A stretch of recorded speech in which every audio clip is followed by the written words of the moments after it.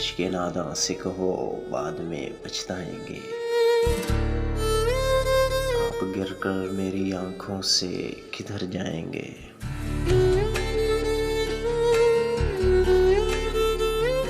اپنے لفظوں کے تکلم سے گر کر جانا،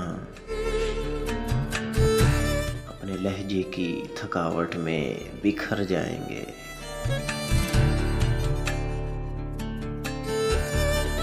تم سے لے جائیں گے چھین کے وعدے اپنے، اب تو قسموں کی صداقت سے بھی ڈر جائیں گے۔ ایک تیرا گھر تھا میری حد مسافت، لیکن ابھی سوچا ہے کہ ہم حد سے گزر جائیں گے۔ اپنے افکار جلا ڈالیں گے کاغذ کاغذ،